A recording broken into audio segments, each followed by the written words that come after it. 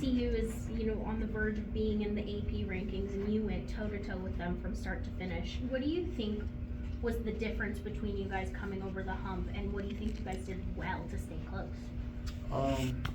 I thought early in the game we were very, very disruptive. I think we went into halftime. I think we forced 9 to 10 turnovers.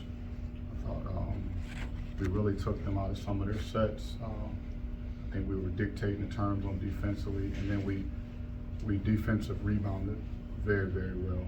And I think I want to say they only had 5, maybe less than 5 offensive rebounds at halftime. It was our turnovers that hurt us, and then we got some bad offensive possessions. Their pressure, we didn't do a good job getting to our spots and operating within our sets.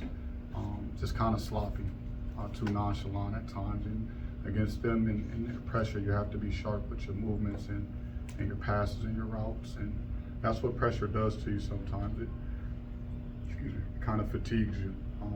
So we have to be better in that regard and be able to drive around the pressure as well too. But I think it starts with our point guards really just setting the tone. Trey Dink is a better job in the second half of setting the tone of the offense than the first half. But defensively, I thought, especially in the first half, outside of towards the end, I thought they drove us a little bit. They went small, and I don't dislike our matchups. I like our matchups. We just got to do better.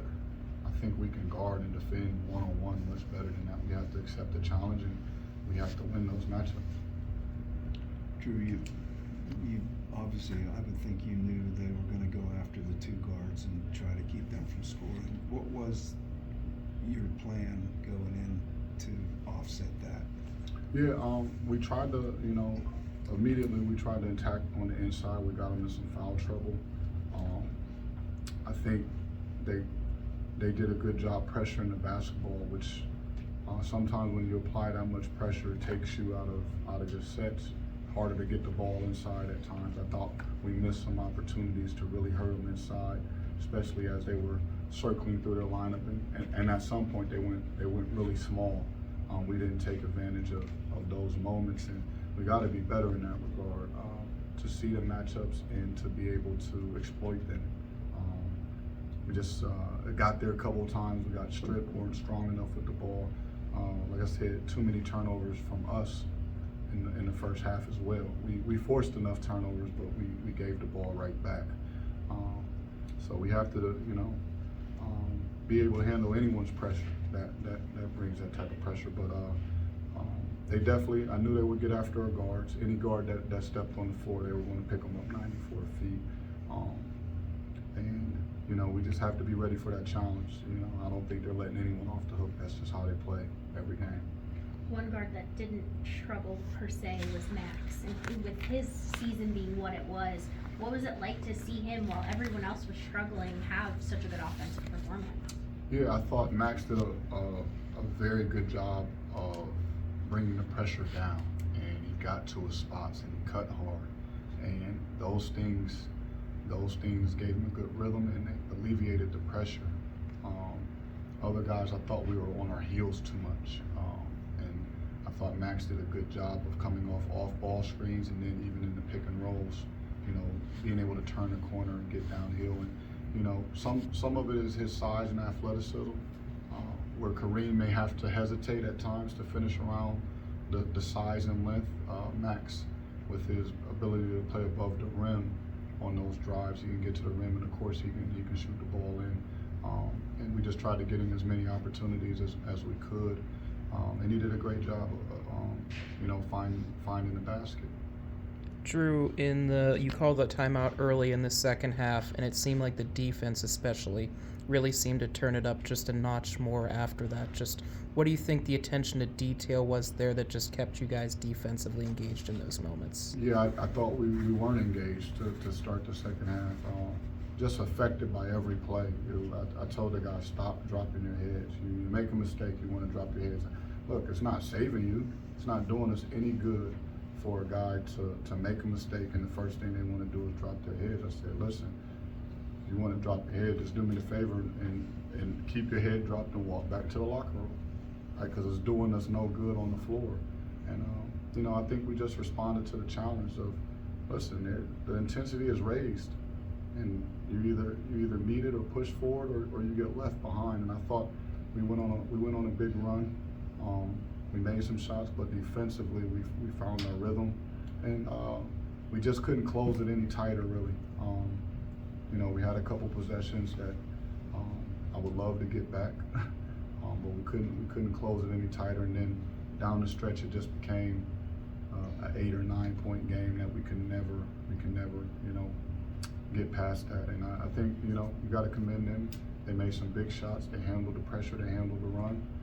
That's what winning teams do. And I thought they made some key plays to keep us off the attack down towards the stretch.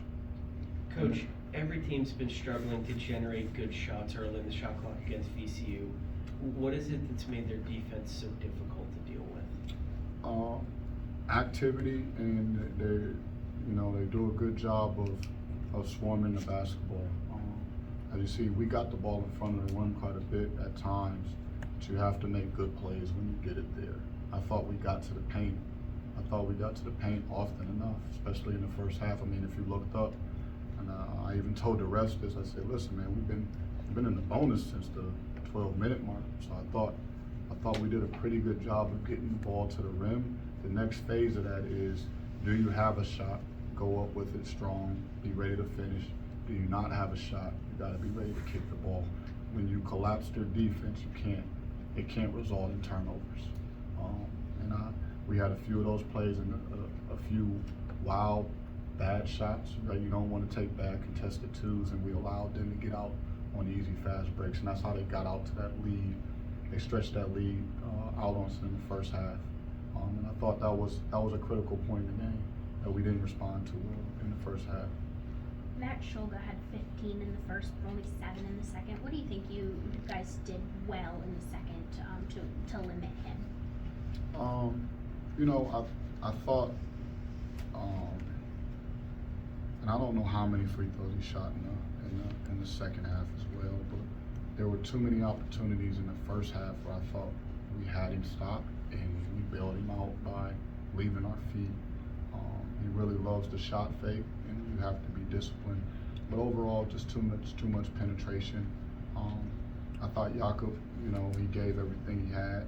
We pressured him, and we just try to we put Cam on him as well. I just think we just try to show him different coverages, different defenders, and you know, he played well, even though he didn't score as many in the second half. I mean, he still came away with 22 points, so he did a lot of damage tonight. And he steadied them, right?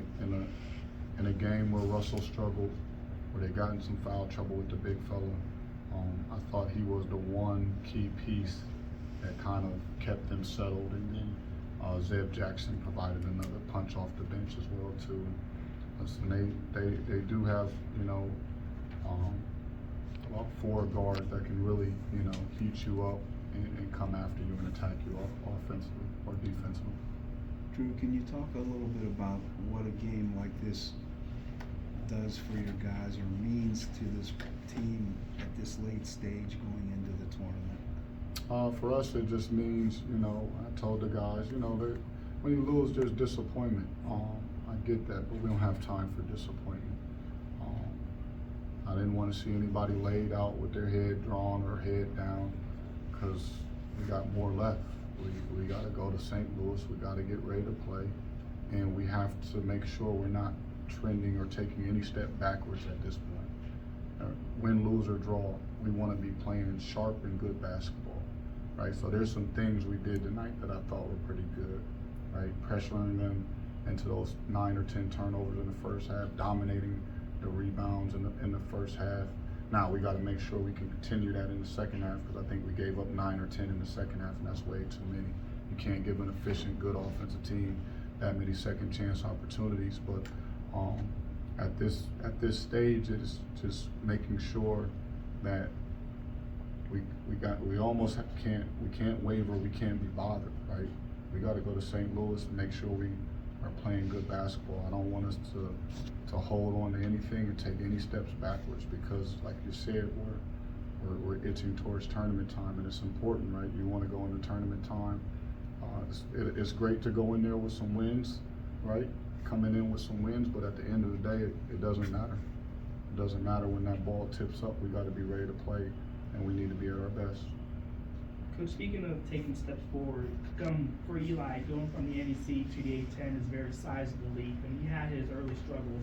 Probably 4 or 5 games, been playing some of his best basketball. Do you feel like the game has slowed down for him now at this new level?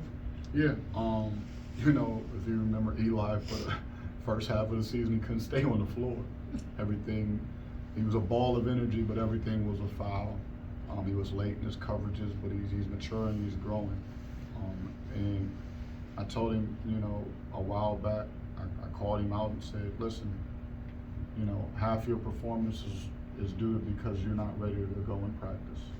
I said you're not treating practice with the right regards, and energy and effort, right? You think every play is just, you know, it's just practice. There's another play, and I said, no, that's not how it can be, and it's not.